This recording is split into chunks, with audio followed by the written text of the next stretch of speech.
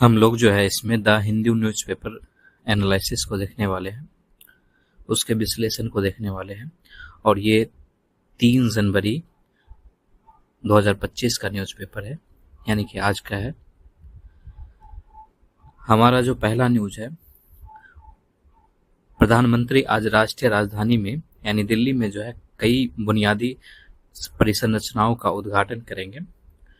मोदी झुग्गी वासियों को 1675 फ्लैटों की चाबियां सौंपेंगे। कई अन्य कार्यों की आधारशिला रखेंगे। फरवरी में होने वाले दिल्ली विधानसभा चुनाव से पहले भाजपा के प्रचार अभियान को बढ़ावा देने के लिए बड़ी घोषणा होने की भी संभावना है। तो ये हम लोगों का पहला न्यूज है। प्रधानमंत्री नरेंद्र मोदी शुक्रवार को राष्ट्रीय राजधानी में कई बुनियादी ढांचा परियोजना का उद्घाटन करेंगे। वो झुग्गी वासियों को 1675 नवनिर्मित फ्लैटों की चाबियां सौंपेंगे। 1675 है। और कई कार्यालय और आवासीय परिसरों का उद्घाटन करेंगे और 600 करोड़ से अधिक लागत वाली दिल्ली विश्वविद्यालय की 3 परियोजनाओं की आधारशिला रखेंगे। 600 करोड़। तो हम लोग जो है भारतीय संविधान के अनुच्छेद 75 को समझेंगे। प्रधानमंत्री की नियुक्ति राष्ट्रपति के द्वारा की जाती है। वो भारतीय संविधान के अनुच्छेद 75 के पहले खंड की शक्तियों का प्रयोग करते हुए देश का प्रधानमंत्री नियुक्त करते हैं। राष्ट्रपति जी हैं वो भारतीय संविधान के अनुच्छेद 75 के पहले खंड की शक्तियों का प्रयोग करते हुए देश के प्रधानमंत्री का नियुक्त करते हैं। भारत के प्रधानमंत्री की नियुक्ति राष्ट्रपति द्वारा की जाती है एवं उसके द्वारा अन्य मंत्रियों की नियुक्ति भी की जाती है, लेकिन अन्य मंत्रियों की नियुक्ति जो है वो प्रधानमंत्री के परामर्श से किया जाता है। सभी मंत्री राष्ट्रपति के प्रसाद पर्यंत तक कार्य करते हैं। मंत्रिपरिषद सामूहिक रूप से लोकसभा के प्रति उत्तरदायी होंगे। राष्ट्रपति तीसरी अनुसूची में वर्णित कर्तव्यों के तहत पद और गोपनीयता की शपथ भी दिलवाते हैं। इसके अलावा जो है सामान्यतः प्रधानमंत्री को वही वेतन और भत्ता मिलता है जो एक सांसद सदस्य को मिलता है। इसके अलावा व्यय विषयक भत्ता, स्वास्थ्य सुविधाएं, ये सब भी उनको प्राप्त होता है। कोई मंत्री निरंतर 6 मास की किसी अवधि तक संसद के किसी सदन का सदस्य नहीं है तो उस अवधि की समाप्ति के बाद जो है वह मंत्री नहीं रहेगा। संसद द्वारा अधिनियम बनाकर इन वेतन भत्तों में बदलाव भी किया जा सकता है। संविधान का जो अनुच्छेद 74 है उसमें मंत्रिपरिषद के गठन के बारे में उल्लेख किया गया है, जबकि अनुच्छेद 75 मंत्रियों की नियुक्ति, उनके कार्यकाल, जिम्मेदारी, शपथ, योग्यता और मंत्रियों के वेतन और भत्तों से संबंधित है। मंत्रिपरिषद में मंत्रियों की 3 श्रेणियां होती है। एक कैबिनेट मंत्री होता है, एक राज्य मंत्री होता है और एक उप मंत्री होता है। इन सभी मंत्रियों में शीर्ष स्थान पर प्रधानमंत्री होता है। जो कैबिनेट मंत्री है उसमें केंद्र सरकार के महत्वपूर्ण मंत्रालय को शामिल किया जाता है, जैसे कि गृह मंत्रालय हो गया, रक्षा मंत्रालय हो गया, वित्त मंत्रालय हो गया, विदेश मामलों के मंत्रालय होंगे। इन सब से मिलाकर जो है इन सब के जो मंत्री होते हैं वो कैबिनेट मंत्री में शामिल होते हैं। कैबिनेट केंद्र सरकार के महत्वपूर्ण मामलों में नीति निर्धारण निकाय होता है। इसके अलावा जो है राज्य मंत्री होते हैं, इन्हें या तो मंत्रालय या विभागों का स्वतंत्र प्रभार दिया जा सकता है या कैबिनेट मंत्रियों के संबंध इन्हें किया जा सकता है, यानी उनकी सहायता के लिए इन्हें रखा जा सकता है। इसके अलावा जो है एक उप मंत्री होते हैं। ये कैबिनेट मंत्री या राज्य मंत्रियों से संबंधित होते हैं और उनके प्रशासनिक, राजनीतिक और संसदीय कर्तव्यों में उनकी सहायता करते हैं। कभी कभी मंत्रिपरिषद में एक उप प्रधानमंत्री भी शामिल होता है और उप प्रधानमंत्री की नियुक्ति जो है अधिकतर राजनीतिक कारणों से की जाती है। संविधान का जो अनुच्छेद 74 है ये जो है राष्ट्रपति की सहायता और उसे सलाह देने के लिए मंत्रिपरिषद का प्रदान करता है और मंत्रियों द्वारा राष्ट्रपति को दी गई सलाह किसी भी अदालत में जांच नहीं की जाएगी, ऐसा कहा गया है। राष्ट्रपति को पुनर्विचार करने के लिए मंत्रिपरिषद की आवश्यकता हो सकती है और राष्ट्रपति पुनर्विचार के बाद दी गई सलाह के अनुसार कार्य करेगा। अनुच्छेद 75 जो है उसमें मंत्रियों के रूप में अन्य प्रावधान है, जैसे कि प्रधानमंत्री की नियुक्ति राष्ट्रपति द्वारा की जाएगी और अन्य मंत्री की नियुक्ति राष्ट्रपति द्वारा प्रधानमंत्री की सलाह पर की जाएगी। मंत्रिपरिषद में प्रधानमंत्री सहित मंत्रियों की कुल संख्या लोकसभा की कुल संख्या के 15% से अधिक नहीं होनी चाहिए। यह प्रावधान वर्ष 2003 के 91वें संविधान संशोधन अधिनियम द्वारा जोड़ा गया। मंत्रियों के लिए यह जरूरी है कि वे संसद के सदस्य हों। यदि संबंधित व्यक्ति संसद के सदस्य के बिना मंत्री बनता है तो उसे 6 महीने के भीतर संसद का सदस्य होना पड़ेगा। ऐसा न हो पाने की स्थिति में उसे अपना मंत्री पद छोड़ना पड़ेगा। अनुच्छेद 77 जो है ये भारत सरकार के कार्यों के संचालन से संबंधित है। राष्ट्रपति भारत सरकार के व्यवसाय को अधिक सुविधाजनक और मंत्रियों के बीच उक्त व्यवसाय के आवंटन के लिए नियम बनाएगा। इसके अलावा अनुच्छेद 78 जो है वो प्रधानमंत्री के कर्तव्य से संबंधित है। मंत्रिपरिषद द्वारा लिए गए संघ के प्रशासन और कानून के प्रस्ताव से संबंधित सभी निर्णय को राष्ट्रपति को सूचित करना होता है। और जो अनुच्छेद 88 है इसमें सदनों के संबंध में मंत्रियों के अधिकार है। इसमें जो है प्रत्येक मंत्री को किसी भी सदन की कार्यवाही, सदनों की किसी भी संयुक्त बैठक और सदन की किसी भी समिति जिसका वह सदस्य नामित किया जा सकता है उसकी कार्यवाही में बोलने या भाग लेने का अधिकार होगा, लेकिन उसे वोट देने का अधिकार नहीं होगा। मंत्रियों के जो है 2 प्रकार के दायित्व होते हैं, एक सामूहिक उत्तरदायित्व होता है, एक व्यक्तिगत उत्तरदायित्व होता है। अनुच्छेद 75 में जो है स्पष्ट रूप से कहा गया है कि मंत्रिपरिषद सामूहिक रूप से लोकसभा के प्रति उत्तरदायी हैं। इसका तात्पर्य यह है कि सभी मंत्री अपने सभी भूल और कार्यों के लिए लोकसभा के प्रति संयुक्त रूप से जिम्मेदार हैं। कोई अगर एक गलती करता है तो वो सबकी गलती मानी जाएगी। अनुच्छेद 75 में जो है व्यक्तिगत उत्तरदायित्व का सिद्धांत भी शामिल है और इसमें कहा गया है कि मंत्री राष्ट्रपति के प्रसाद पर्यंत पद धारण करेंगे। इसका अर्थ है कि राष्ट्रपति किसी मंत्री को ऐसे समय में भी हटा सकता है जब वह मंत्रिपरिषद को लोकसभा का विश्वास प्राप्त हो। हालांकि राष्ट्रपति किसी भी मंत्री को प्रधानमंत्री की सलाह पे ही हटाता है, प्रधानमंत्री के सलाह पे ही हटाता है। इसके अलावा जो है राज्यों में जो मंत्रिपरिषद का प्रावधान है वो अनुच्छेद 163 के माध्यम से है। केंद्र में मंत्रिपरिषद के समान ही राज्यों में मंत्रिपरिषद के गठन और उसके कार्यों का प्रावधान जो है वो संविधान के अनुच्छेद 163 में दिया गया है। जैसे कि अनुच्छेद 163 में कहा गया है कि राज्यपाल की सहायता और उसे सलाह देने के लिए जो है राज्य में जो है मंत्रिपरिषद का प्रावधान होगा। इसके अलावा जो अनुच्छेद 164 है उसमें मंत्रियों के रूप में अन्य प्रावधान शामिल किए गए हैं। अब हम लोगों का जो अगला न्यूज है वो भारतीय नर्स निमिषा प्रिया की उम्मीद जगी है क्योंकि ईरान ने मदद की पेशकश की है। इनको जो है यमन में मौत की सजा मिली थी। जो निमिषा प्रिया है उसकी मां ने भी भारत सरकार से अपनी बेटी को बचाने की अपील की थी। यमन से क्षेत्रीय टेलीविजन चैनल पर प्रेमा कुमारी ने भारत सरकार से तत्काल हस्तक्षेप करने की अपील की थी। तो अभी जो है ईरान ने जो है यमन में मौत की सजा का सामना कर रही भारतीय नर्स निमिषा प्रिया को मानवीय आधार पर मदद की पेशकश की है। ईरान के द्वारा किया गया मदद की पेशकश। यह यमन के राष्ट्रपति रसद अल अमीमी द्वारा प्रिया की मौत की सजा को मंजूरी दिए जाने के बाद आया है। प्रिया पर एक यमन नागरिक की हत्या का आरोप है। जो ये हैं इन पे जो है एक यमन नागरिक की हत्या का आरोप है। इस वजह से जो है इनको वहां पे मौत की सजा दी गई और वहां से जो है जो प्रेमा कुमारी हैं या फिर उनकी मां जो है उन्होंने भारत सरकार से अपील की थी कि उनकी बेटी को बचाया जाए और उसके बाद जो है ईरान के द्वारा जो है उन्होंने यमन में जो मौत की सजा का सामना कर रही है भारतीय नर्स निमिषा प्रिया उसको मानवीय आधार पर मदद की पेशकश की है। मानवीय आधार पर ईरान ने कहा है कि हमसे जो कुछ भी कर सकते हैं हम करने को तैयार हैं। ईरान ने प्रिया की मदद करने की पेशकश की है क्योंकि उसे हैती क्षेत्र से बाहर गिरफ्तार किया गया था और इससे पहले भारत के विदेश मंत्रालय ने कहा कि वह इस मामले में प्रासंगिक विकल्प तलाशने की हर संभव मदद कर रहा है। अब हम लोग जो है ईरान के बारे में जानते हैं। ईरान की सीमा जो है 10 देशों से लगती है।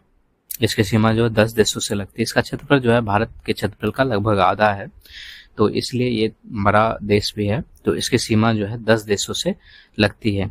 एक अर्मेनिया है, ठीक है, इसकी सीमा जो है अर्मेनिया से लगता है। इसके अलावा जो है अजरबैजान से इसकी सीमा लगती है। तुर्कमेनिस्तान से इसकी सीमा लगती है। ठीक, अफगानिस्तान से इसकी सीमा लगती है, पाकिस्तान से इसकी सीमा लगती है, ओमान से इसकी सीमा लगती है, संयुक्त अरब अमीरात से इसकी सीमा लगती है, कुवैत से इसकी सीमा लगती है, इराक से इसकी सीमा लगती है और तुर्की से इसकी सीमा लगती है। ठीक है, तो इसकी सीमा जो है कहाँ कहाँ से लगती है, तो आर्मेनिया से इसकी सीमा लगती है, अजरबैजान से इसकी सीमा लगती है, तुर्कमेनिस्तान से, अफगानिस्तान से, पाकिस्तान से, ओमान से, संयुक्त अरब अमीरात से, कुवैत से, इराक से और तुर्की से इसकी सीमा लगती है। ठीक, तो 10 देशों से इसकी सीमा लगती है। Armenia, Azerbaijan, Turkmenistan, Afghanistan, Pakistan, Oman, संयुक्त अरब अमीरात, कुवैत, इराक और तुर्की से इसकी सीमा लगती है। ईरान जो है विश्व का एकमात्र देश है जो ईरानी सौर कैलेंडर का उपयोग करता है। ईरान में सप्ताहांत जो है गुरुवार और शुक्रवार को होता है। जो सप्ताह का अंत होता है वो या तो गुरुवार को होता है या शुक्रवार को होता है।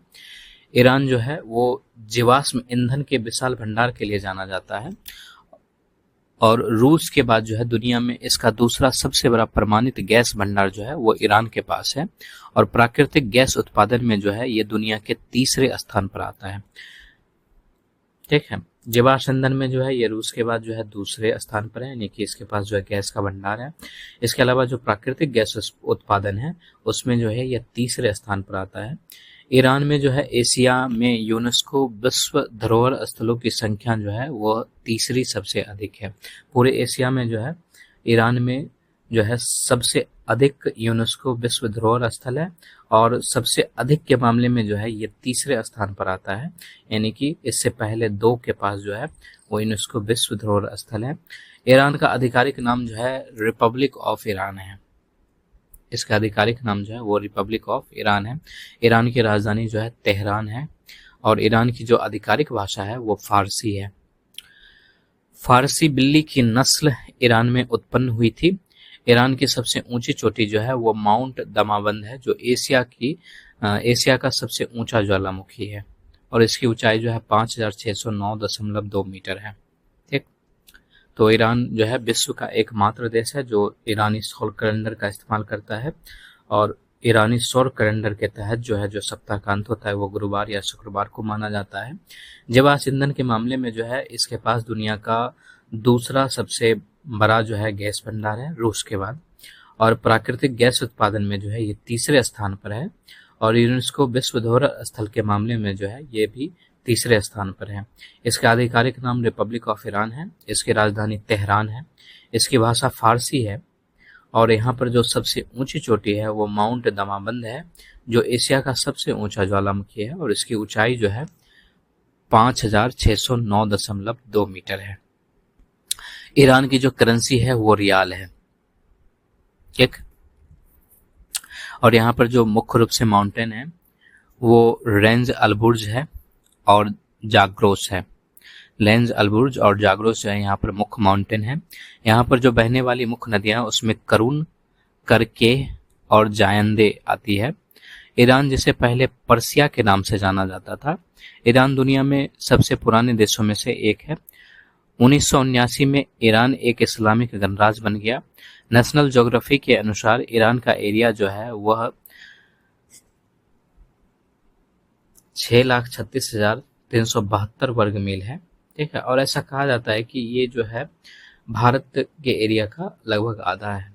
वर्तमान ईरानी ध्वज जो है वो 1980 में अपनाया गया जिसमें हरे, सफेद और लाल रंग की 3 बराबर 36 पट्टियां हैं। ईरान के राष्ट्रीय ध्वज में हरा रंग जो है वो इस्लाम का प्रतिनिधित्व करता है और ऐसा माना जाता है कि यह पैगंबर मोहम्मद का पसंदीदा रंग है। इसके अलावा जो सफेद रंग है वो शांति का प्रतीक है और लाल रंग जो है वो बहादुरी, शहादत, आग और प्यार का प्रतिनिधित्व करता है।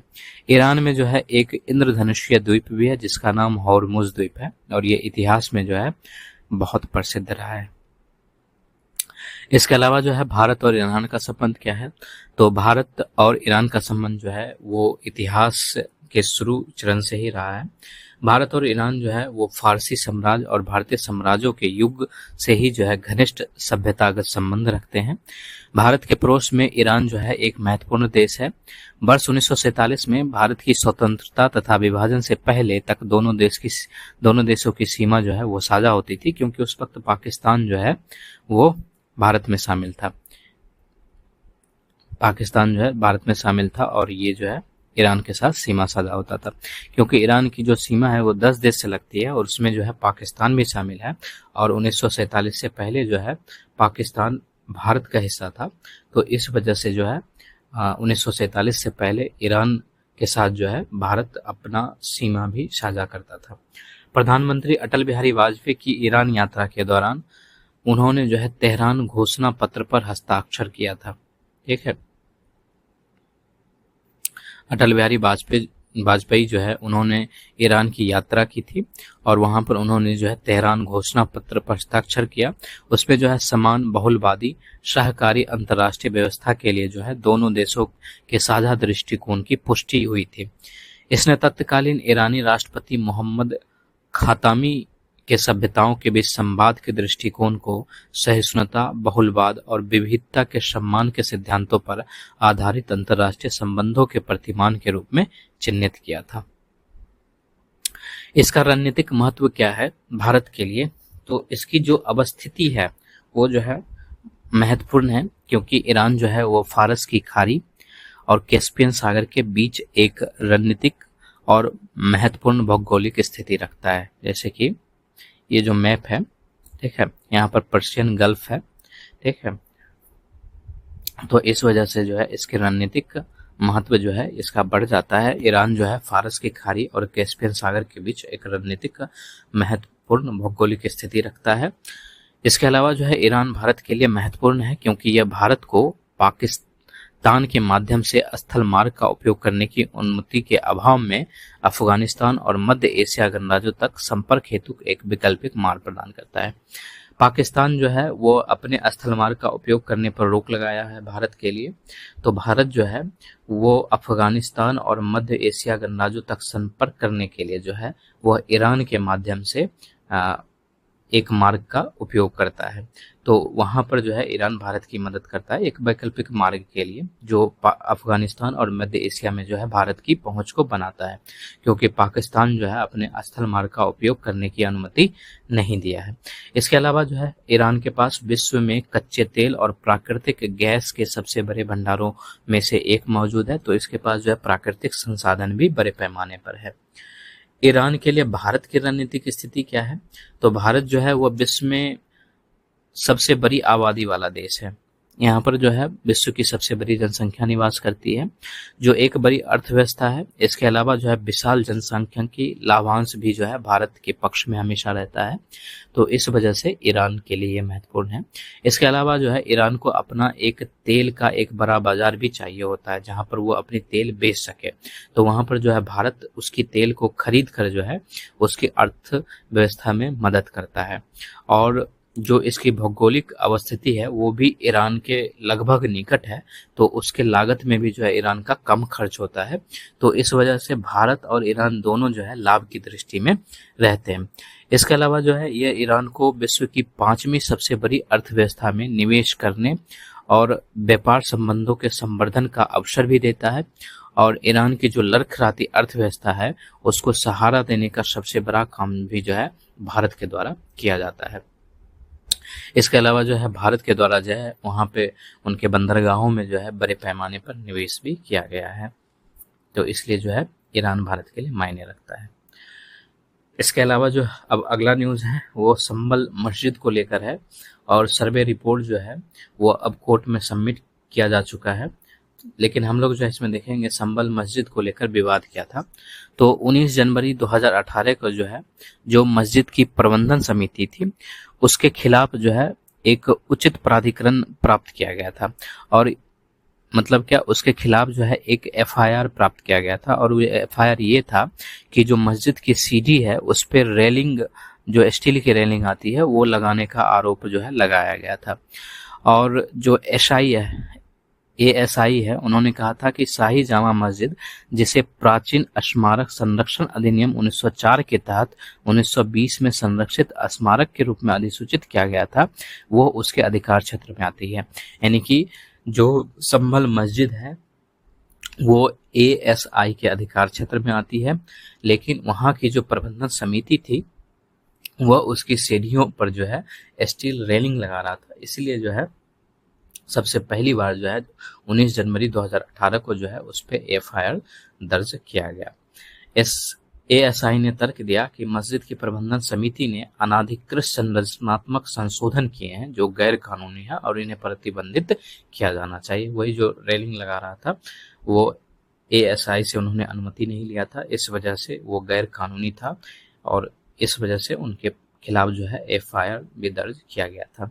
इसके अलावा ASI ने कहा कि मस्जिद तक जनता की पहुंच जो है वो ASI ने स्वीकार किया था, लेकिन केवल तभी जब ASI नियमों का वो पालन करें। यानी कि जनता जो है वो मस्जिद में तभी जा सकती है जब वो जो है ASI नियमों का पालन करेगी, क्योंकि जो है वह 1904 के तहत जो 1920 में संरक्षित स्मारक था उसमें जो है शाही जामा मस्जिद को सूचीबद्ध किया गया था। ASI ने मस्जिद का पूर्ण नियंत्रण और प्रबंधन की मांग की है तथा स्मारक के रखरखाव और इसकी संरचना में किसी भी परिवर्तन को विनियमित करने की अपनी जिम्मेदारी पर बल दिया है। इसके अलावा जो है न्यायालय द्वारा आदेशित सर्वेक्षण के दौरान हिंसा हुई, जैसे कि 24 नवंबर 2024 को शाही जामा मस्जिद के न्यायालय द्वारा आदेशित सर्वेक्षण के दौरान जो है संभल में हिंसा भड़क उठी और वहां पर पुलिस और जनता के बीच में जो है झड़प हो गया। उस झड़प में जो है लगभग 4-5 लोग मारे गए थे और कई घायल भी हो गए थे, तो इस वजह से जो है ये न्यूज में आ गया था। सर्वेक्षण और मंदिर की याचिका क्या है, तो अदालत द्वारा आदेशित सर्वेक्षण जो है एक याचिका से जुड़ा हुआ है, क्योंकि जो सर्वेक्षण का आदेश है वो अदालत के द्वारा ही दिया गया था और जो याचिका है उसमें दावा किया गया था कि संभल में जामा मस्जिद मूल रूप से जो है मोहल्ला कोटपुर में स्थित एक हरिहर मंदिर था। यानी कि जो जामा मस्जिद है वो पहले एक हरिहर मंदिर था जिसको 1529 ईस्वी में मस्जिद में परिवर्तित कर दिया गया। और संभल में जो जामा मस्जिद है वो बाबर के शासनकाल में यानी कि 1526 से 1530 के दौरान निर्मित 3 मस्जिदों में से एक है। अन्य मस्जिदों में पानीपत की मस्जिद और अब ध्वस्त हो चुकी है और बाबरी मस्जिद शामिल है। जैसे कि जो जामा मस्जिद है वो बाबर के शासनकाल के दौरान निर्मित किया गया था और जामा मस्जिद जो है वो 3 मस्जिदों में से एक था। जो 2 मस्जिद था उसमें पानीपत की मस्जिद और बाबरी मस्जिद शामिल थी। बाबरी मस्जिद को जो है ध्वस्त कर दिया गया और वहां पर जो है राम मंदिर का निर्माण किया गया है। तो इन तीनों मस्जिद में जो है जामा मस्जिद एक है और इसका निर्माण जो है बाबर के शासनकाल में किया गया है। इतिहासकार हॉवर्ड क्रेन ने अपनी कृति the patronage of Babur and the origins of Mughal architecture में मस्जिद की स्थापत्य कला की विशेषताओं का वर्णन किया है। यानी कि जो इतिहासकार है हॉवर्ड क्रेन, इनकी एक पुस्तक है the patronage of Babur and the origins of Mughal architecture. इसमें जो है मस्जिद की जो स्थापत्य कला है उसकी विशेषताओं का वर्णन किया गया है। क्रेन ने एक फारसी शिलालेख का उल्लेख किया है जिसमें कहा है कि बाबर ने अपने सूबेदार जहांगीर कुली खां के माध्यम से दिसंबर 1526 में मस्जिद के निर्माण का आदेश वहां पर दिया था और पहले जो है वहां पर एक हरिहर मंदिर हुआ करता था, ऐसा दावा जो है याचिका में किया गया। इस वजह से जो है अदालत के द्वारा वहां पर सर्वेक्षण का आदेश दिया गया था। इसके अलावा जो हम लोग जानेंगे जो प्राचीन स्मारक संरक्षण अधिनियम 1904 है वो क्या है। इसके अलावा उपासना स्थल अधिनियम क्या होता है वो जानेंगे। तो जो प्राचीन स्मारक संरक्षण अधिनियम 1904 है, ये अधिनियम 1904 में ब्रिटिश भारत में लॉर्ड कर्जन के कार्यकाल के दौरान पारित किया गया और इसका उद्देश्य जो है ऐतिहासिक, पुरातात्विक और कलात्मक महत्व के प्राचीन स्मारक और वस्तुओं को संरक्षित करना है। ये अधिनियम जो है 1904 में यानी ब्रिटिश काल के दौरान ही पारित किया गया था और लॉर्ड कर्जन के कार्यकाल में पारित किया गया था। इसका उद्देश्य है जो ऐतिहासिक, पुरातात्विक या कलात्मक महत्व के वस्तु हैं या स्मारक हैं उनका ये संरक्षण करता है। इसने जो है भारतीय पुरातत्व सर्वेक्षण को प्राचीन भारतीय स्मारकों के संरक्षण और पुनरुद्धार का अधिकार दिया है। अवैध तस्करी को रोकने के लिए पुरावशेषों की आवाजाही और व्यापार को विनियमित किया गया। निर्दिष्ट में पुरातात्विक उत्खनन पर नियंत्रण का प्रावधान किया गया है। कुछ मामलों में संरक्षण के लिए प्राचीन स्मारकों को अधिग्रहण को सुगम बनाया गया है। इसके अलावा इसका महत्व क्या है, तो ये जो है एक संरक्षित कानूनी ढांचे के तहत भारत की ऐतिहासिक और सांस्कृतिक विरासत की रक्षा करने में एक आधारभूत भूमिका निभाता है। स्मारक संरक्षण में ASI की जिम्मेवारियों को बढ़ावा दिया गया है।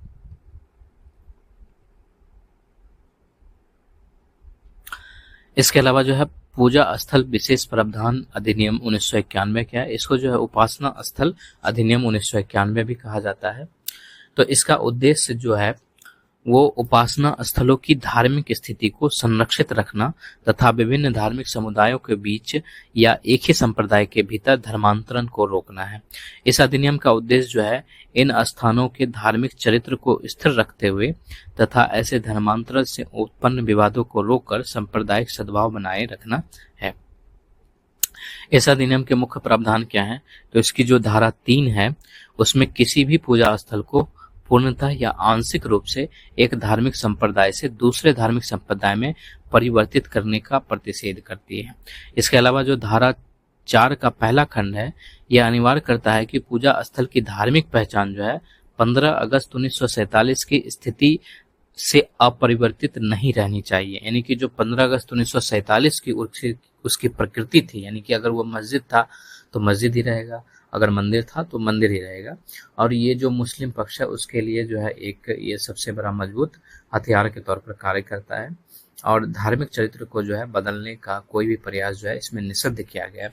इसके अलावा जो है धारा जो 4 का दूसरा खंड है वो 15 अगस्त 1947 से पहले किसी पूजा स्थल के धार्मिक चरित्र के परिवर्तन से संबंधित सभी चल रही कानूनी कार्यवाहियों को समाप्त करता है और ऐसे स्थानों की धार्मिक स्थिति को चुनौती देने वाले नए मामलों की शुरुआत को भी रोकता है।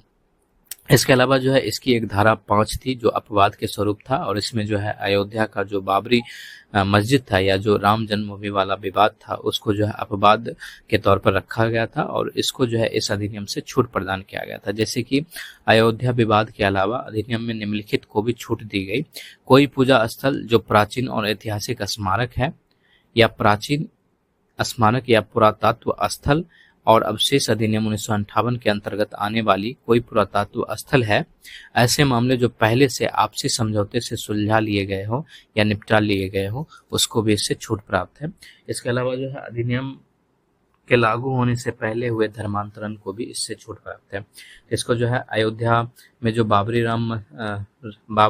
मस्जिद और राम जन्मभूमि वाला विवाद वाला था उसको जो है इस अधिनियम से छूट प्राप्त था। इसके अलावा जो है जो भी प्राचीन स्मारक तथा पुरातत्व स्थल और अवशेष अधिनियम 1958 के अंतर्गत जो है कोई पुरातात्विक स्थल है चाहे वह प्राचीन या ऐतिहासिक स्मारक ही क्यों ना हो उसको भी जो है इससे छूट प्राप्त है।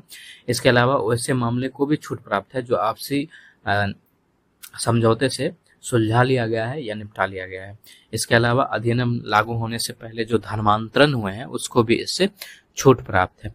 इसके अलावा जो धारा 6 है उसमें दंड का भी प्रावधान है। अधिनियम में उल्लंघन के लिए कठोर दंड का प्रावधान किया गया है जिसमें जो है 3 वर्ष तक का जो है कारावास और पूजा स्थल को धार्मिक चरित्र को बदलने का प्रयास करने पर जुर्माना भी शामिल है। इसके अलावा जो है सर्वोच्च न्यायालय ने मई 2022 में जो है इसकी व्याख्या भी की थी। सर्वोच्च न्यायालय ने कहा कि पूजा स्थलों के धार्मिक चरित्र की जांच की अनुमति दी जा सकती है बशर्ते कि ऐसी जांच से धार्मिक चरित्र में कोई बदलाव ना आए। तो ये जो है हम लोगों की काम की चीजें थी। इसके बाद जो है अगला है वो NAI को लेकर है।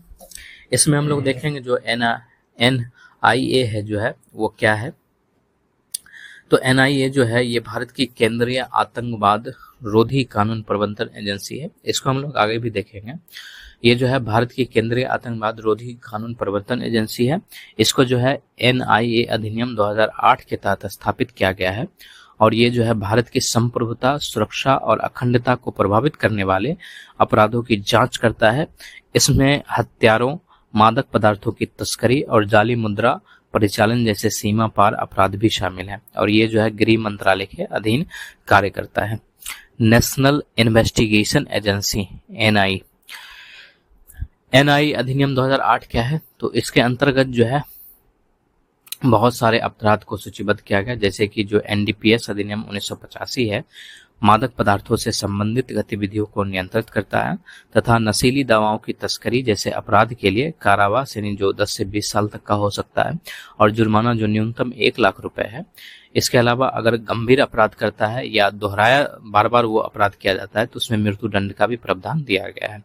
इसमें जो है मादक पदार्थ संबंधी अपराधों से जुड़ी संपत्ति को जब्त करने का भी प्रावधान किया गया है तथा इसके प्रवर्तन के लिए वर्ष 1986 में भारतीय मादक पदार्थ नियंत्रण ब्यूरो की स्थापना भी की गई थी। तो एनआईए जो है यह गृह मंत्रालय के अधीन कार्य करता है। यह भारत की संप्रभुता, सुरक्षा और अखंडता को प्रभावित करने वाले अपराधों की जांच करता है, जिसमें हथियारों, मादक पदार्थों की तस्करी और जाली मुद्रा प्रचालन जैसे सीमा पार अपराध शामिल हैं। ठीक है, इसकी स्थापना जो है एनआईए अधिनियम 2008 के तहत किया गया था और ये जो है भारत की एक केंद्रीय आतंकवाद रोधी कानून प्रवर्तन एजेंसी है। इसके बाद जो है लाडली बहन स्कीम है। इसके मुख्य बिंदु क्या है लाडली बहन स्कीम का? इसमें जो है महिलाओं को आर्थिक स्वावलंबन प्रदान किया जाता है, जैसे कि महिलाओं को एवं उन पे जो बच्चे आश्रित हैं उसके स्वास्थ्य और पोषण में निरंतर सुधार तथा परिवार में उनकी निर्णायक भूमिका को सुदृढ़ बनाने हेतु 15 मार्च 2023 को जो है पूरे प्रदेश में यानी कि मध्य प्रदेश में जो है मुख्यमंत्री लाडली बहन योजना जो है प्रारंभ किया गया था और वर्तमान में जो है इस योजना के तहत महिलाओं को जो है 1250 रुपये प्रति माह मिलते हैं और इस योजना का लाभ जो है 21 से 60 वर्ष की आयु की महिलाओं को मिल रहा है। परिवार स्तर पर निर्णय लेने में महिलाओं की प्रभावी भूमिका को भी बढ़ावा मिलेगा और इस योजना का संचालन जो है महिला एवं बाल विकास विभाग द्वारा किया जाता है। ठीक, अभी हालांकि इसमें आरोप लगाया गया है कि इसमें जो है बहुत सारे जो है जो गलत तरीके से लाभार्थी हैं वो शामिल हो गए, बोगस लाभार्थी जो है इसमें शामिल हो गए हैं, जो मतलब इसके लिए जो है लाभार्थी नहीं है वो भी इसमें शामिल हो गए, तो ऐसा जो है इसमें आरोप लगाया गया है। इसके अलावा जो अगला न्यूज है वो 2 न्यूज से संबंधित है। एक राजेंद्र अरलेंकर से संबंधित है जो केरल के जो है 23वें राज्यपाल बने हैं और एक जो है आरिफ मोहम्मद खान जो बिहार के राज्यपाल बने हैं, उनसे संबंधित है।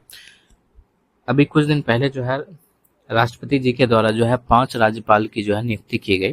जैसे जो है केरल के राज्यपाल आरिफ मोहम्मद खान को जो है बिहार का नया राज्यपाल नियुक्त किया गया। जैसे कि यहाँ पर आरिफ मोहम्मद खान जो है वो बिहार के राज्यपाल बने हैं। ठीक, और ये जो बिहार के राज्यपाल बने हैं वो 42वें राज्यपाल बने हैं बिहार के।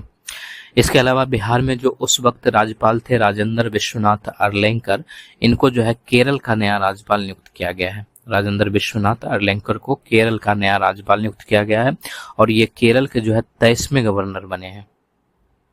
इसके अलावा जो है पूर्व सेना प्रमुख विजय कुमार सिंह को जो है मिजोरम का राज्यपाल नियुक्त किया गया है।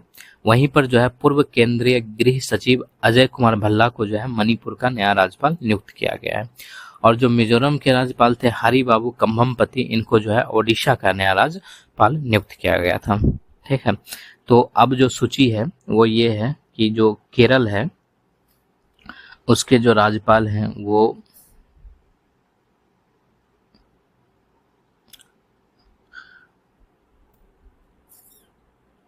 जो है राजेंद्र विश्वनाथ आर्लेकर है।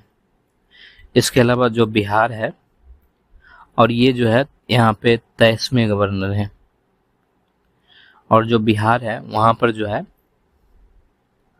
आरिफ मोहम्मद खान है।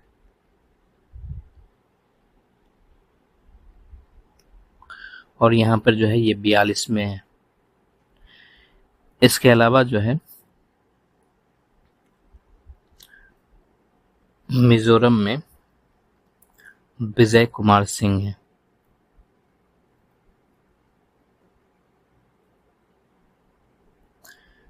इसके अलावा जो है मणिपुर में अजय कुमार भल्ला है।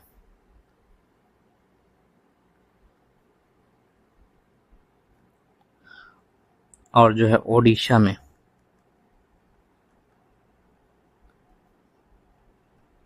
हरि बाबू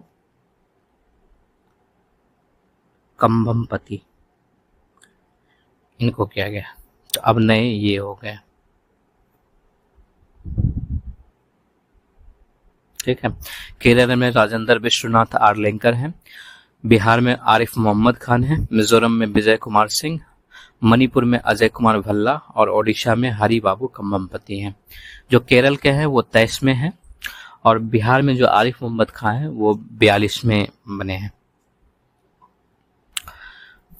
इसके अलावा जो हम लोगों का अगला न्यूज है वो पल्लास बिल्ली को लेकर है, ठीक है।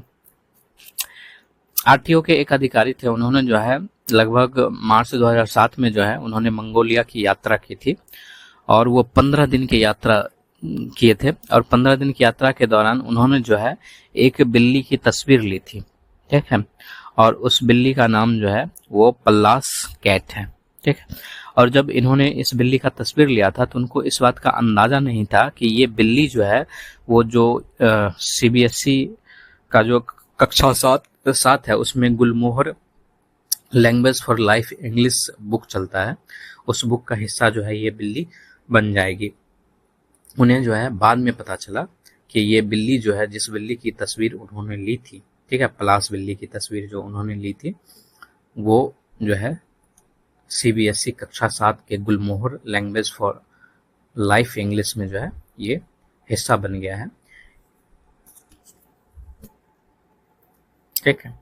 तो पलास बिल्ली का नाम जो है इसलिए रखा गया है क्योंकि ये रात्रिचर होता है, ठीक है, ये रात में शिकार पर निकलता है और इसका रंग जो है सफेद होता है, ठीक है, सफेद होता है और इस पे जो है हल्के काले कलर की जो है डॉट डॉट धारियां जो है आगे की ओर बनी होती है और ये जो है जो बर्फ वाला क्षेत्र है वहां पर रहना पसंद करता है। तो हम लोग जो है उसी पल्लास बिल्ली को देखेंगे। इसको जो है ऑटोकोलोवस मैन्यूल भी कहा जाता है, इसको जो है मैनुलल नाम से भी जाना जाता है। ये छोटी जंगली बिल्ली है जिसके लंबे और घने हल्के भूरे रंग के फर होते हैं और सिर के किनारे जो है गोल कान होते हैं, यहाँ पर जो है गोल कान होता है 2, ठीक है, और ये जो है इसके फर से ढका हुआ रहता है। इसके सिर और शरीर की लंबाई जो है वो 46 से 65 सेंटीमीटर तक होती है, जो लगभग 1826 इंच तक होता है। इसकी पूंछ जो है वो 21 से 31 सेंटीमीटर लंबी झाड़ीदार जैसी होती है। ये अच्छी तरह से छिपी हुई जगह पर रहती है और ये मूल रूप से जो है ठंडी महाद्वीपीय जलवायु के अनुकूल है, जहां पर कम वर्षा होती है और तापमान की एक विस्तृत श्रृंखला का अनुभव जो है इनके द्वारा किया जाता है। पल्लास बिल्ली का वर्णन जो है सबसे पहले 1776 में जो है पीटर साइमन पल्लास ने किया था, जिन्होंने इसे बैकाल झील के आसपास के इलाकों में देखा था। तब से जो है इसे मध्य एशिया के एक बड़े क्षेत्र में दर्ज किया गया। हालांकि जो है काकेशस, ईरानी पठार, हिंदू कुश, हिमालय के कुछ हिस्से, तिब्बती पठार से लेकर अल्ताई शांत क्षेत्र और दक्षिण साइबेरिया पहाड़ों तक जो है व्यापक रूप से फैले हुए स्थानों पर यह पाई जाती है। ये चट्टानी पर्वतीय घास के मैदान और झाड़ियों में निवास करती है, जहां पर बर्फ का आवरण जो है वो 15 से 20 सेंटीमीटर से कम होता है। इसके अलावा जो है यह चट्टानों की दरारों और बिलों में जो है आश्रय पाती है और यह मुख्य रूप से जो है जो लेगोमॉर्फ होता है उसका शिकार करती है। इसके अलावा जो है जो इसकी मादा होती है वो बसंत के महीने में जो है एक बार में 2 या 6 मतलब बच्चे को जन्म दे सकती है और इसको जो है जो IUCN है रेड लिस्ट, उसमें जो है सबसे कम चिंता के रूप में जो है सूचीबद्ध किया गया था 2020 में। इसके अलावा जो है इसकी जो जनसंख्या है वो अवैध शिकार के वजह से जो है खतरे में है और इसके अलावा जो खनन वगैरह सब होता है उस इलाके में, तो इस वजह से इनका आवास भी जो है वो भी खतरे में आ जाता है। तो इसको जो है IUCN में रेड लिस्ट में सबसे कम चिंता के रूप में सूचीबद्ध किया गया है। इसके बाद जो अगला न्यूज है वो पनामा ट्रीटी को लेकर है। अमेरिका के नवनिर्वाचित राष्ट्रपति डोनाल्ड ट्रंप ने रविवार को कहा कि उनका प्रशासन पनामा नहर पर नियंत्रण हासिल करने का प्रयास कर सकता है, जिसे अमेरिका ने मूर्खतापूर्ण तरीके से पनामा को सौंप दिया था। ट्रंप ने अपनी इस बात के पीछे तर्क दिया है कि अटलांटिक और प्रशांत महासागर को जोड़ने वाली इस अहम नहर से गुजरने के लिए जहाजों को बेवजह शुल्क वसूला जाता है। अमेरिका ने 1900 के दशक की शुरुआत में इस नहर का निर्माण किया था और उसका मकसद अपने तटों के बीच में वाणिज्यिक और सैन्य जहाजों के आवागमन को सुविधाजनक बनाना था। वाशिंगटन ने 1977 में राष्ट्रपति जिमी कार्टर द्वारा हस्ताक्षरित एक संधि के तहत 31 दिसंबर 1999 को जलमार्ग पर नियंत्रण जो है वो पनामा को सौंप दिया था। अमेरिका के लिए पनामा नहर महत्वपूर्ण क्यों है? तो पनामा नहर जो है वह अटलांटिक महासागर को प्रशांत महासागर से जोड़ने वाला एक कृत्रिम यानी मानव निर्मित जलमार्ग है। पनामा नहर के निर्माण की प्रक्रिया काफी समय से ही की जा रही थी, क्योंकि दक्षिण अमेरिका के सिरे से घूमकर एक महासागर से दूसरे महासागर तक जाना जो है महंगा होता था। इसके अलावा ये जो है टाइम टेकिंग भी होता था, बहुत ज़्यादा यह समय लेता था। इसका निर्माण जो है 1904 और 1914 के बीच में किया गया, जिसका श्रेय मुख्य रूप से अमेरिकी प्रयासों को जाता है। उससे पहले इस क्षेत्र की चुनौतीपूर्ण भौगोलिक स्थिति के कारण नहर का निर्माण कठिन माना जाता था। 1903 तक कोलंबिया ने पनामा पर नियंत्रण रखा। जब अमेरिका समर्थित तख्तापलट ने पनामा को स्वतंत्रता दिलाने में मदद की, तो बदले में अमेरिका को 1903 की है बूनो बरीला संधि के माध्यम से नहर बनाने और उसे चलाने का अधिकार और पनामा नहर क्षेत्र के अस्थायी अधिकार प्राप्त हुए थे। ठीक है, जब अमेरिका जो है पनामा को स्वतंत्रता दिलाया तो 1903 में जो है एक संधि हस्ताक्षरित हुआ था, उसका नाम था है बोनो बरीला संधि, और उस संधि के माध्यम से जो है नहर बनाने, उसे चलाने, ठीक है, इसका अधिकार जो है अमेरिका को प्राप्त हो गया। लेकिन आगे जाके अमेरिका ने जो है पनामा नहर जो है वो दे दिया। नहर खुलने के बाद इसका नियंत्रण पनामा और अमेरिका के बीच जो है विवाद का विषय बन गया, जिसके कारण जो है 1964 में जो है इस क्षेत्र में दंगे भी हुए। कई बार बातचीत के प्रयास भी किए गए, लेकिन कोई खास सफलता नहीं मिली।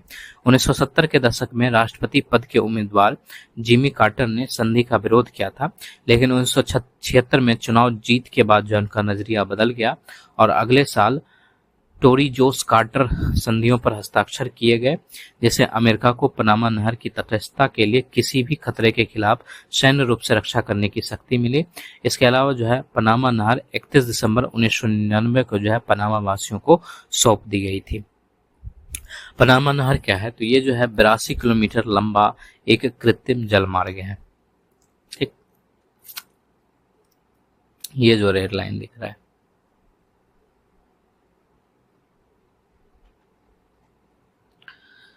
जो अटलांटिक महासागर को प्रशांत महासागर से जोड़ता है। ये देख, यहाँ जो अटलांटिक ओशन है इसको पैसिफिक ओशन से जोड़ता है।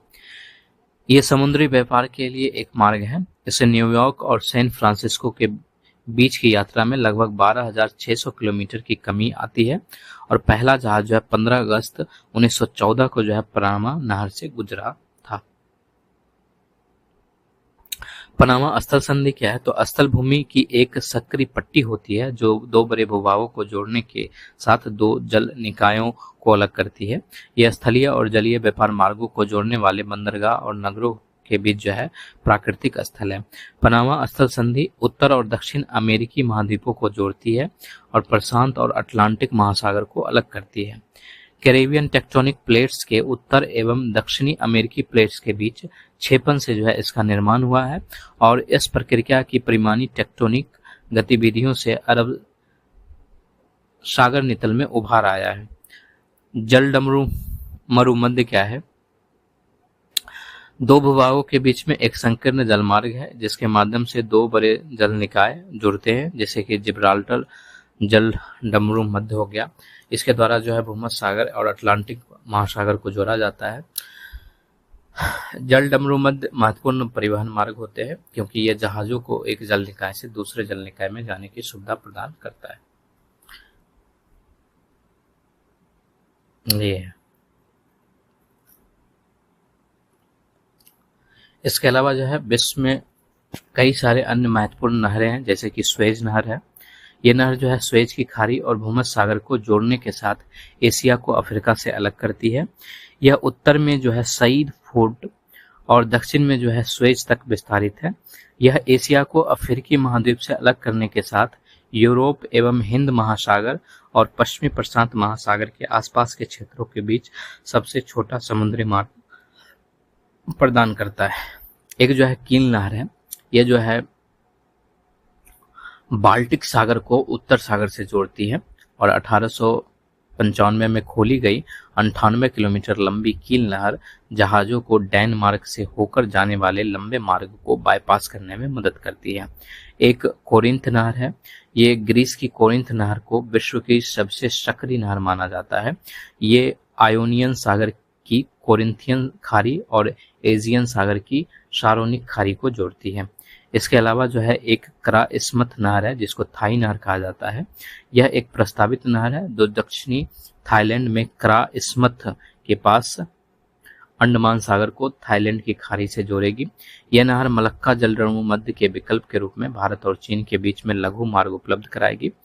ग्रेट लेक्स सीवे नेविगेशन सिस्टम, संयुक्त राज्य अमेरिका में 5 ग्रेट लेक्स, उनके कनेक्टिंग चैनल और सेंट लॉरेंस नदी विश्व की सबसे लंबी नेविगेशन प्रणालियों में से एक है। इसके अलावा जो अगला न्यूज है वो जीएम क्रॉप को लेकर है। जीएम फसलें क्या होती है? तो जेनेटिक इंजीनियरिंग के जरिए किसी भी जीव या पौधे के जीन को अन्य पौधे में डालकर एक नई फसल प्रजाति विकसित की जाती है, उसे जीएम फसलें कहते हैं। और जीएम फसल उन फसलों को कहा जाता है जिसके जीन को वैज्ञानिक तरीके से रूपांतरण किया जाता है। इसके लाभ क्या हैं? तो ये बीज साधारण बीज से जो है कहीं अधिक उत्पादकता प्रदान करता है। इससे कृषि क्षेत्र में कई समस्याएं दूर हो जाएगी और फसल उत्पादन का स्तर सुधरेगा। जीएम फसलें सूखा रोधी, बाढ़ रोधी होने के साथ कीट प्रतिरोधी भी होती है। जीएम फसलों की यह विशेषता होती है कि अधिक उर्वरक होने के साथ ही इसमें अधिक कीटनाशकों की जरूरत नहीं होती है। इसके अलावा जो है जीएम फसलों के काफी नुकसान हैं, जैसे कि और इसी वजह से भारत में जो है इस फसलों का विरोध भी किया जाता है। जैसे कि जीएम फसलों की लागत जो है वो अधिक है, क्योंकि इसके लिए जो है हर बार नया बीज खरीदना पड़ता है। जो पुराने बीज होते हैं उससे ये दोबारा उगाया नहीं जा सकता। बड़ी बहुराष्ट्रीय कंपनी जो है वो इस बीज को बनाती है, इस वजह से उनका एकाधिकार जो है बाजार में रहता है और उनके एकाधिकार की वजह से किसानों को जो है यह बीज बहुत महंगा पड़ता है और इसके लिए जो है अलग से कीटनाशक आते हैं, वो कीटनाशक भी जो है बहुत महंगा आता है। इस समय हाइब्रिड बीजों पर जोर दिया जा रहा है और अधिकांश हाइब्रिड बीजें चाहे वो जीएम हो या नहीं हो, या तो दोबारा इस्तेमाल के लायक नहीं होता है और अगर होते भी हैं तो पहली बार के बाद जो उनका प्रदर्शन बहुत खराब हो जाता है। इससे जो है स्वास्थ्य, पर्यावरण और जैव विविधता के लिए हानिकारक माना जाता है। भारत में इस प्रौद्योगिकी का विरोध करने वाले का कहना है कि हमारे देश में कृषि में काफी अधिक जैव विविधता है जो जीएम प्रौद्योगिकी को अपनाने से खत्म हो जाएगी। भारत में जो है हालांकि कुछ जीएम फसलें जो है उपयोग की जा रही है, जैसे कि जो बीटी कपास है वह एकमात्र ऐसा फसल है जिसका उपयोग जो है भारत में किया जा रहा है और ये बीटी कपास जो है जीएम फसलें हैं और जीएम फसल के तहत सिर्फ यही एक फसल ऐसा है जिसका उपयोग भारत में किया जा रहा है और इसकी इजाजत भी दी गई है। इसके अलावा जीएम सरसों, बीटी बैगन ये सारे जो है अभी विवाद के तौर पर हैं, इसको जो है अभी आदेश नहीं दिया गया है। कृषि और किसान कल्याण मंत्रालय, ministry of agriculture and farmers welfare द्वारा जो है लोकसभा में प्रस्तुत जानकारी के अनुसार कृषि, सहकारिता और किसान मंत्रालय विभाग ने राज्यों को बीटी बैगन और एचटी कपास के प्रसार को नियंत्रण करने के लिए निर्देश जारी किए हैं। भारत में बीटी कपास को लेकर एक विवाद है जो कि एक जीएम फसल है बीटी कपास और इसकी शुरुआत जो है काफी सफल रही, लेकिन आगे जाकर ये विवादास्पद हो गई क्योंकि वर्ष 2002 में इसकी शुरुआत के बाद एक दशक में कपास का उत्पादन दोगुने से भी अधिक हो गया। लेकिन इसी समय मूल्य निर्धारण और बौद्धिक संपदा अधिकारों के मुद्दे पर विवाद भी शुरू हो गया। इसके अलावा बीटी बैगन के विकास के लिए 2005 में महिको ने 2 विश्वविद्यालयों के साथ समझौते पर हस्ताक्षर किए हैं। महिको जो है वो अमेरिकन कृषि बायोटेक कंपनी मॉन्सेंटो की भारतीय सहयोगी कंपनी है और इन्होंने जो है 2005 में 2 विश्वविद्यालय के साथ समझौता पर हस्ताक्षर किया था। 2 विशेषज्ञ समितियों द्वारा जैव सुरक्षा द्वारा और क्षेत्र परिरक्षणों के अध्ययन के बाद बीटी बैगन को भारत के शीर्ष बायोटेक्नोलॉजी नियामक जेनेटिक इंजीनियरिंग अप्रेजल कमेटी ने 2009 में इसके वाणिज्यिक उत्पादन की मंजूरी दे दी, लेकिन इसके बाद जो है इसका भारी विरोध होने लगा और इसको देखते हुए सरकार ने इसके उत्पादन को फिर से स्थगित कर दिया था। जीएम सरसों का प्रयोग भी अभी जो है विवादास्पद बना हुआ है। तो अभी जो है मुख्य रूप से सिर्फ बीटी कपास जो है एकमात्र उपयोग की जाने वाली जीएम फसल है। इसके अलावा जो है जीएम चावल का निर्यात भी न्यूज में आया था। भारत दुनिया का पहला शीर्ष चावल निर्यातक है। इसने वर्ष 2020 में 18 मिलियन टन अनाज बेचकर 65,000 करोड़ रुपए कमाए थे। ठीक है, और ये जो अनाज था उसमें जैविक चावल भी शामिल था, जिसमें जो है लगभग 1/4 जो है वो प्रीमियम बासमती चावल जो है शामिल था, और इससे जो है 2020 में 65,000 करोड़ रुपए का निर्यात भारत के द्वारा किया गया था। बासमती चावल खरीदने वाले ज्यादातर पश्चिम एशियाई देश हैं, अमेरिका और ब्रिटेन भी उसमें शामिल है।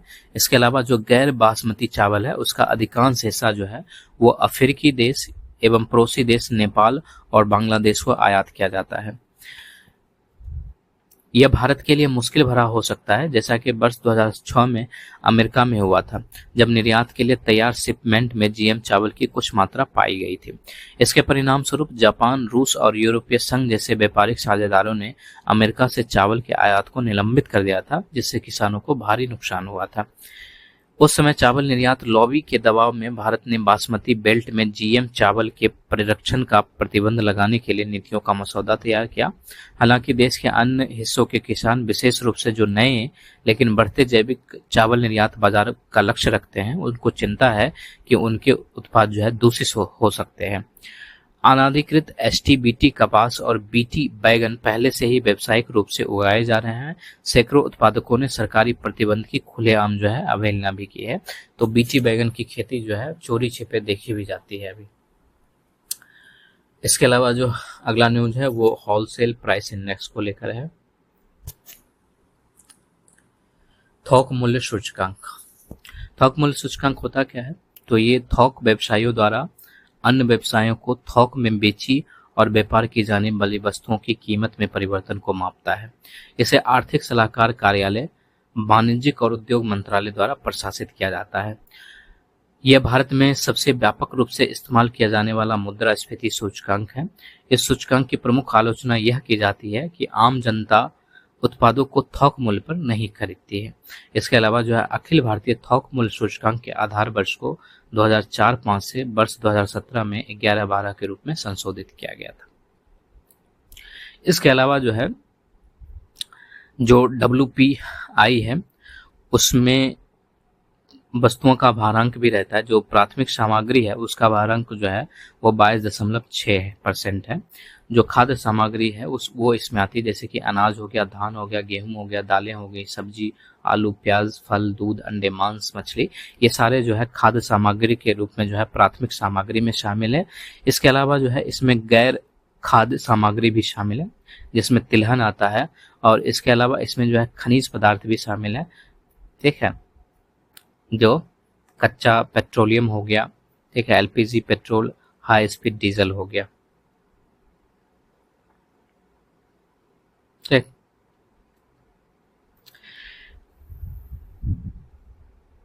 ईंधन और शक्ति का भारण जो है वो 13.2% है, और इसमें जो है खनिज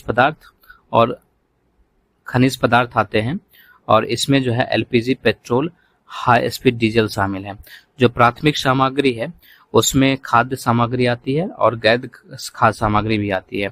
उसमें खाद्य सामग्री में जो है अनाज, धान, गेहूं, दाल, सब्जियां, आलू, प्याज, फल, दूध, अंडे, मांस और मछलियां आती है, और गैर खाद्य सामग्री में जो है तिलहन आता है, जिसका भारांक जो है वो 22.6% है। इसके अलावा जो ईंधन और शक्ति है उसका भारांक 13.2% है, और इसमें LPG petrol, high speed diesel आता है। इसके अलावा विनिर्मित उत्पाद भी है, इसका भारांश जो है वो 64.2% है। इसमें वैसे पदार्थ को शामिल किया जाता है जिससे अन्य उत्पाद जो है बनाए जाते हैं, जैसे कि खाद्य उत्पाद में जो है सब्जी, फसल, पशु तेल, वसा, ये सारे जो है। इसके अलावा पेय पदार्थ भी इसमें शामिल है। इसके अलावा तंबाकू उत्पाद, परिधान, फार्मास्यूटिकल, औषधीय, रसायन, वनस्पति उत्पाद, अन्य गैर धात्विक खनिज उत्पाद भी इसमें शामिल हैं। इसके अलावा जो है खाद्य सूचकांक का भारांश जो है वो 24.4% है। और खाद्य सूचकांक में जो है प्राथमिक वस्तु समूह के खाद्य पदार्थ और निर्मित उत्पाद समूह के खाद्य उत्पाद इसमें शामिल हैं। तो जो हमारा इम्पोर्टेंट है वो ये है कि जो विनिर्मित उत्पाद है उसमें का सबसे ज्यादा भारांक है और ये जो है 64.2% है। WPI और CPI में अंतर क्या है? WPI को होलसेल प्राइस इंडेक्स और CPI को कंज्यूमर प्राइस इंडेक्स कहा जाता है। जो WPI है ये उत्पादक स्तर पर मुद्रास्फीति का आकलन करता है, जैसा कि हम लोगों ने ऊपर देखा था। लेकिन वहीं पर जो CPI है, जो उपभोक्ता मूल्य सूचकांक है, वो उपभोक्ता स्तर पर कीमतों के स्तर में बदलाव का आकलन करता है। और दोनों बास्केट व्यापक अर्थव्यवस्था के भीतर मुद्रास्फीति के रुझान को मापते हैं, यानी जो मूल्य में उतार चढ़ाव होता है उसको मापता है। हालांकि दोनों सूचकांक में भोजन, ईंधन और निर्मित वस्तुओं को अलग अलग भार दिया गया है, जैसा कि हम लोगों ने देखा था ऊपर में। यहाँ पे जो है WPI का भारांक है। इसके अलावा जो है WPI में सेवाओं की कीमत में परिवर्तन का मापन नहीं किया जाता है, जैसा कि इसमें नहीं था। जबकि जो CPI है उसमें जो है सेवाओं की कीमत में परिवर्तन का मापन किया जाता है। WPI में विनिर्मित वस्तुओं को अधिक महत्व दिया गया है। इसका महत्व जो है वो 64.2% है, जबकि CPI में जो है खाद्य पदार्थों को अधिक महत्व दिया जाता है। इसके अलावा जो है WPI का आधार वर्ष जो है वो 2011-12 है, जबकि CPI का आधार वर्ष जो है वो 2012 है। इसके अलावा जो अगला न्यूज है वो पिछले दिनों की है, जिसमें जल शक्ति मंत्रालय ने वार्षिक भूजल गुणवत्ता रिपोर्ट जारी किया था। पहली बार जो है इस रिपोर्ट में भूजल गुणवत्ता निगरानी के लिए मानक संचालन प्रक्रिया प्रस्तुत की गई। इससे डेटा संग्रह, विश्लेषण और व्याख्या में एकरूपता सुनिश्चित होती है। भूजल की स्थिति क्या है? तो भारत विश्व में सबसे बड़ा भूजल उपयोगकर्ता है। वैश्विक स्तर पर जितना भूजल भारत में उपयोग किया जाता है उसका 25% से अकेले जो है अधिक जो है भारत अकेले उपयोग करता है। 25% से अकेले अधिक जो है भारत अकेले उपयोग करता है, 25% से अधिक। भूजल निकासी का 87% जो है वो कृषि क्षेत्र में और 11% जो है घरेलू क्षेत्र में उपयोग किया जाता है।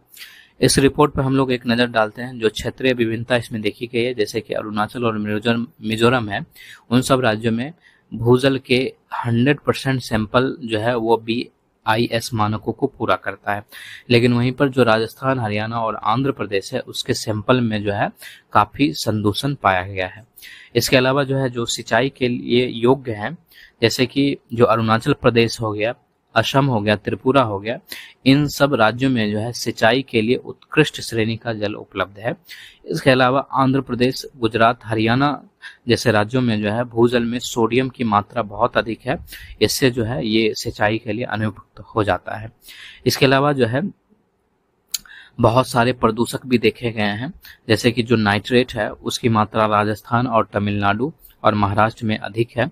जो फ्लोराइड है उसकी मात्रा हरियाणा और कर्नाटक में अधिक है। और जो आर्सेनिक है उसकी मात्रा जो है गंगा और ब्रह्मपुत्र नदियों के जो बाढ़ के मैदान है वहां पर भूजल में अधिक पाया गया है। और यूरेनियम जो है वो राजस्थान और पंजाब में अधिक पाए गए हैं, ठीक है, भूजल में। इसके अलावा भूजल की गुणवत्ता के गिरावट के लिए जिम्मेदार कौन कौन है, जैसे कि औद्योगिकीकरण जो है, इससे जो है भारी धातु, रसायन और विलयक जो है उसको जब उपचारित नहीं किया जाता है, अगर उसको जो है खुले अपशिष्ट में छोड़ दिया जाता है तो इससे जो है भूजल दूषित हो जाता है। इसके अलावा जो है जो कृषि प्रणाली है उसमें जो है अत्यधिक उर्वरक और कीटनाशक का उपयोग किया जाता है, जिसके वजह से जो है बारिश के दिनों में या बाढ़ के माध्यम से या जो है भूमि के द्वारा सूखने के माध्यम से जो है वो भूजल को दूषित करता है। इसके अलावा जो शहरीकरण है उसमें अकुशल अपशिष्ट निपटान, सीवरेज लीकेज और लैंडफिल संदूषण के माध्यम से जो है भूजल दूषित होता है। इसके अलावा जो है जलवायु परिवर्तन भी हो रहा है, जैसे कि वर्षा के पैटर्न में परिवर्तन आ रहा है और अत्यधिक भूजल निकासी से जो है जल भृतों की पुनर्भरण क्षमता प्रभावित हो रही है। इसके अलावा जो अगला न्यूज है वो क्वाड को लेकर है और इसके पारस्परिक सहयोग के जो है 20 वर्ष पूरे हो गए हैं। क्वाड के 20 वर्ष पूरे होने पर सदस्य देशों के विदेश मंत्रियों ने मानवीय सहायता और आपदा राहत के प्रति अपनी मूलभूत प्रतिबद्धता दोहराई है। साथ ही उन्होंने मुक्त एवं खुले हिंद प्रशांत क्षेत्र के देशों के नेतृत्व वाली क्षेत्रीय व्यवस्था को समर्थन, हिंद प्रशांत क्षेत्र के आसियान की केंद्रीय और इंडियन ओशियन रिम एसोसिएशन के प्रति अपनी प्रतिबद्धता को फिर से पुष्टि किया है। आसियान जो है वो दक्षिण पूर्व एशियाई राष्ट्रों का संगठन है और इसमें जो है उसकी केंद्रीयता को दर्शाया गया है। इसके अलावा क्षेत्रीय सहयोग को बढ़ावा देने और क्षेत्रीय चुनौतियों का समाधान करने में भी जो है इसकी अहम भूमिका है। जो क्वाड है उसमें ऑस्ट्रेलिया, भारत, जापान और संयुक्त राज्य अमेरिका शामिल हैं और वो जो है एक प्रकार के क्वाड्रिलेटरल का जो है निर्माण करते हैं, इसलिए इसका नाम जो है क्वाड रखा गया है। और इन चारों देशों के बीच में यानी अमेरिका, जापान, भारत और ऑस्ट्रेलिया के बीच में जो है एक प्रकार की रणनीतिक कूटनीति साझेदारी भी है। और क्वाड का उद्देश्य जो है एक ऐसा हिंद प्रशांत क्षेत्र बनाना है जो न केवल खुला और स्थिर हो बल्कि सभी के लिए समावेशी और चुनौतियों का सामना करने में सक्षम भी हो।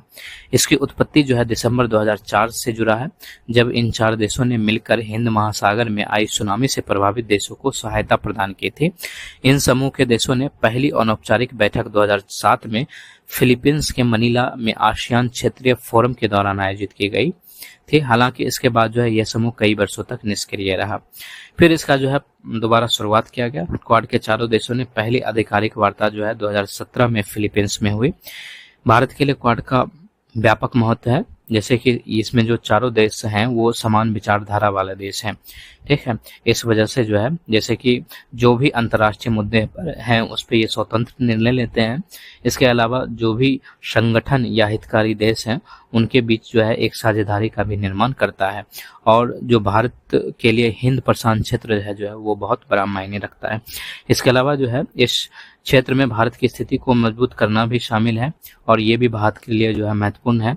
यह समूह भारत को हिंद प्रशांत क्षेत्र में, विशेष रूप से हिंद महासागर क्षेत्र में एक अग्रणी शक्ति और पब्लिक गुड्स उपलब्ध कराने वाले देश के रूप में स्थापित करने में सहायता करता है। यह समूह भारत को निवेशकों के लिए पसंदीदा देश बनाने के साथ साथ आसियान देशों के साथ आर्थिक संबंध बनाए रखने में मदद करता है।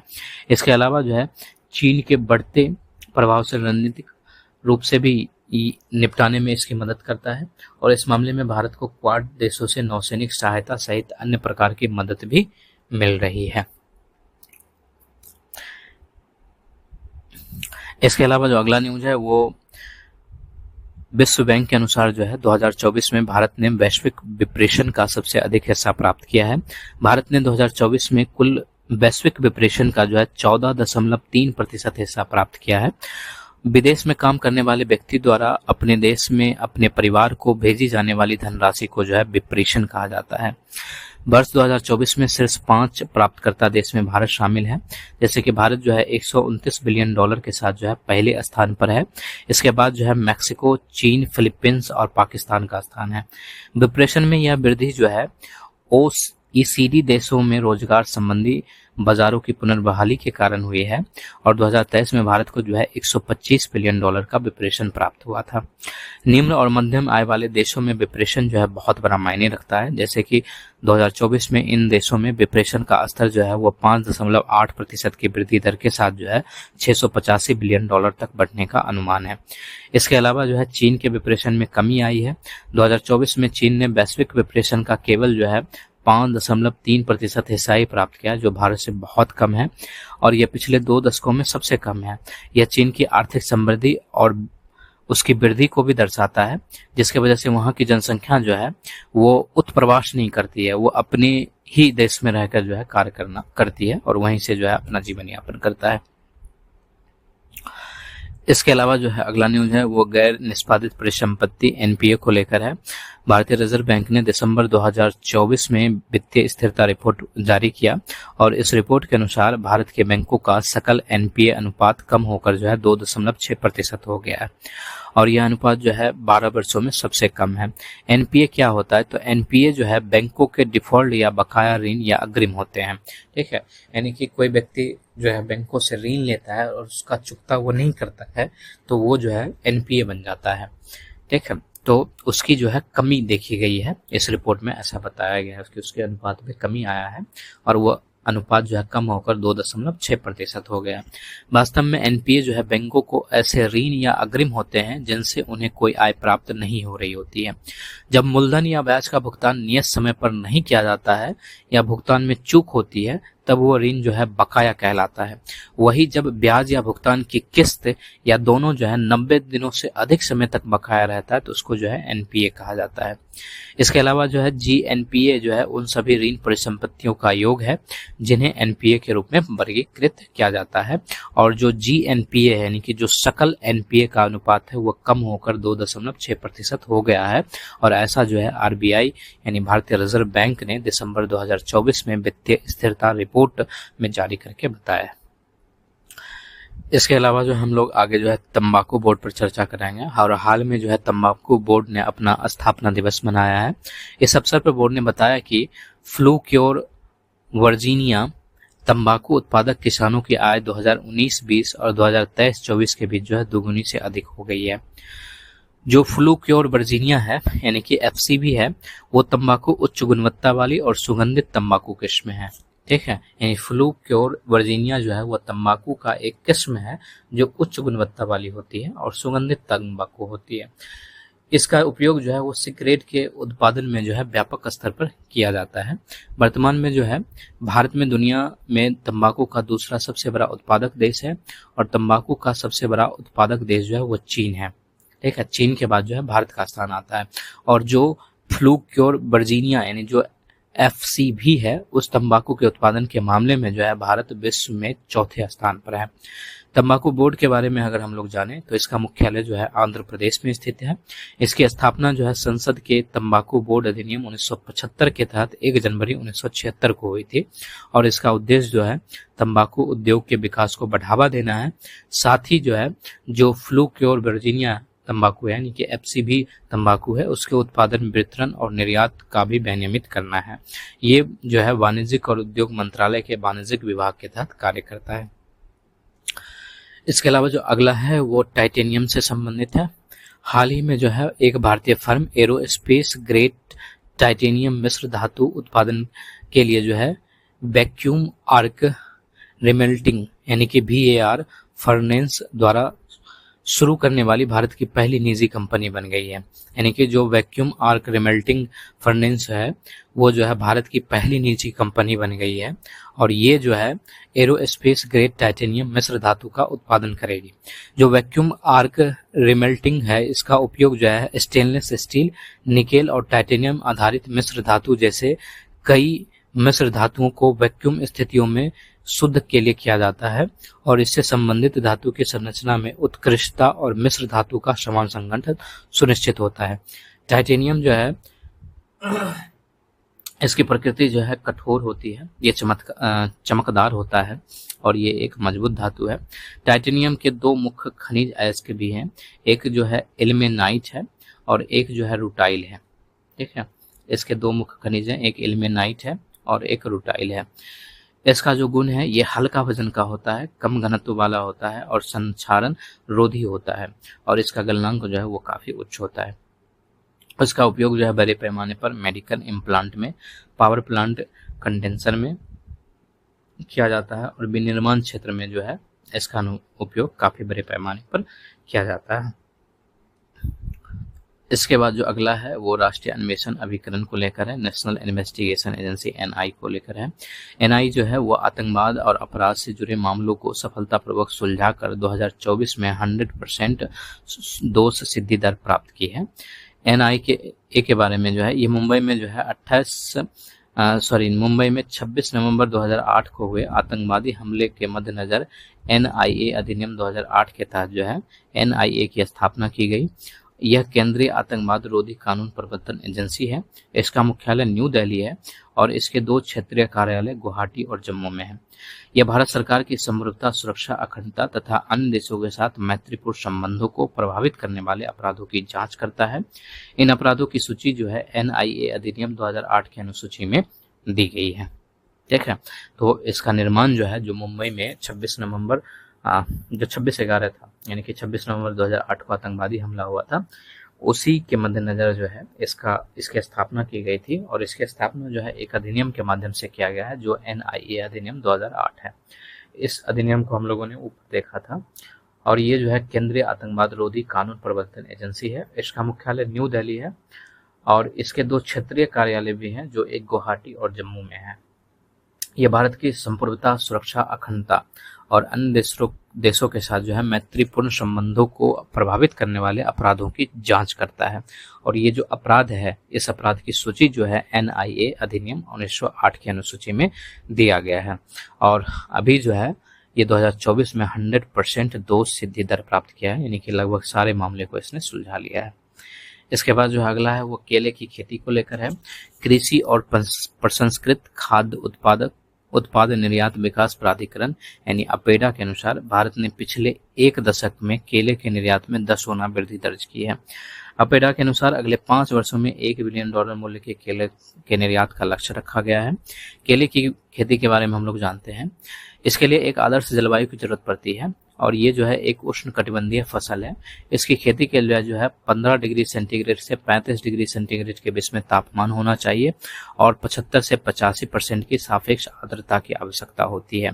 इसके अलावा जो है इसको अधिक गहरी और उपजाऊ दोमट मृदा की जरूरत पड़ती है, जिसका pH मान जो है 6.5 से 7.5 के बीच होनी चाहिए।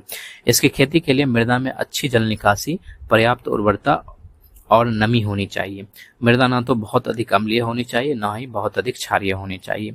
केले की कई सारी प्रमुख किस्में हैं, जैसे कि ड्राफ्ट केवेडिंस है, इसके अलावा जो है रोबस्टा है, मोन्थन है, पूबन है, नेत्रन है, ये सारे जो इसके किस्में हैं। और इसका जो प्रमुख उत्पादक राज्य है वो आंध्र प्रदेश, महाराष्ट्र और गुजरात है।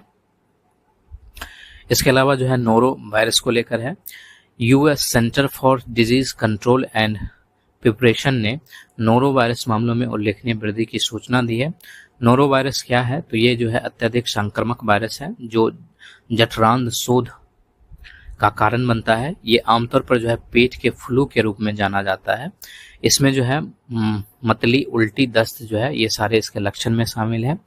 नोरा वायरस सामान्यतः सभी प्रकार की पर्यावरणीय दशाओं के प्रति अपेक्षाकृत प्रतिरोधी होते हैं, क्योंकि वे शून्य के नीचे के तापमान के साथ साथ उच्च तापमान यानी कि 60 डिग्री सेंटीग्रेड तक जो है वो जीवित रह सकते हैं। इसके अलावा जो है यह वायरस मुख्य रूप से ओरल फेकल रूट से फैलता है, या दूषित भोजन या पानी के सेवन से, या फिर सीधे एक व्यक्ति से दूसरे व्यक्ति के संपर्क से फैलता है। नोरोवायरस के इलाज के लिए अभी तक कोई विशिष्ट दवा विकसित नहीं हुई है। इसके अलावा जो है राष्ट्रीय स्वच्छ गंगा मिशन के बारे में हम लोग चर्चा करेंगे, जो NMCG है यानी कि राष्ट्रीय स्वच्छ गंगा मिशन। उसकी कार्यकारी समिति ने गंगा नदी के कायाकल्प और स्वच्छता के प्रयासों को मजबूत करने के लिए कई मुख्य पहले शुरू की है, जैसे चंदौली सीवेज ट्रीटमेंट प्लांट की स्थापना। ठीक है, NMCG क्या है यानी कि राष्ट्रीय स्वच्छ गंगा मिशन क्या है? इसको वर्ष 2011 में सोसाइटी पंजीकरण अधिनियम 1860 के तहत एक सोसाइटी के रूप में पंजीकृत किया गया है। ये जल शक्ति मंत्रालय के तहत कार्य करता है। राष्ट्रीय गंगा नदी बेसिन प्राधिकरण की कार्यान्वयन शाखा के रूप में ये कार्य करती है। जो राष्ट्रीय गंगा नदी बेसिन प्राधिकरण है, इसकी स्थापना पर्यावरण संरक्षण अधिनियम 1986 के तहत की गई थी। 2016 में इसके स्थान पर प्रधानमंत्री की अध्यक्षता में राष्ट्रीय गंगा परिषद का गठन किया गया। इसका उद्देश्य जो है नदी बेसिन दृष्टिकोण को अपनाकर गंगा नदी के प्रदूषण को प्रभावी ढंग से खत्म करना तथा उसका संरक्षण और कायाकल्प सुनिश्चित करना है। इसमें 2 स्तरीय प्रबंधन संरचना शामिल है, एक गवर्निंग काउंसिल है और एक कार्यकारी समिति है, और दोनों की अध्यक्षता जो है NMCG जो उसके महानिदेशक के द्वारा किया जाता है। जो राष्ट्रीय स्वच्छ गंगा मिशन के महानिदेशक है, ये जो है गवर्निंग काउंसिल और कार्यकारी समिति की अध्यक्षता करता है। इसके अलावा जो है न्यूट्रिनो की चर्चा हम लोग करेंगे। वैज्ञानिक उच्च ऊर्जा वाले न्यूट्रिनो यानी कि जिसको घोस्ट पार्टिकल कहा जाता है, उसका पता लगाने के लिए भूमध्य सागर के नीचे 2 टेलीस्कोप को स्थापित कर रहे हैं। ये दोनों टेलीस्कोप जो है क्यूबिक किलोमीटर न्यूट्रिनो टेलीस्कोप का हिस्सा है। जो क्यूबिक किलोमीटर न्यूट्रिनो टेलीस्कोप है वो एक डीप सी रिसर्च इंफ्रास्ट्रक्चर है। इसका निर्माण भूमध्य सागर में किया जा रहा है। इसमें अगली पीढ़ी के न्यूट्रिनो टेलीस्कोप की स्थापना की जाएगी। ये टेलीस्कोप अंटार्कटिका की जमी हुई बर्फ के नीचे आइस क्यूब न्यूट्रिनो वेधशाला के समान ही है। न्यूट्रिनो क्या है, तो ये छोटे कण होते हैं, बिल्कुल इलेक्ट्रॉन के समान होते हैं, लेकिन इसमें जो है कोई विद्युत आवेश नहीं होता है। यह ब्रह्मांड में मूलभूत उप परमाणिक कणों यानी कि जो सब एटॉमिक पार्टिकल्स है उसमें से एक है और ये काफी संख्या में मौजूद है। इसका महत्व क्या है, ये उच्च ऊर्जा वाले न्यूट्रिनो का अध्ययन करने से खगोलीय भौतिकी संबंधी जांच में मदद मिलती है, जैसे मिल्की वे, आकाशगंगा, कॉस्मिक किरणें, डार्क मैटर आदि के बारे में नवीन जानकारियां प्राप्त होती है। इसके अलावा जो हम लोगों का लास्ट है वो जो है त्रिनिदाद एंड टोबैगो से है।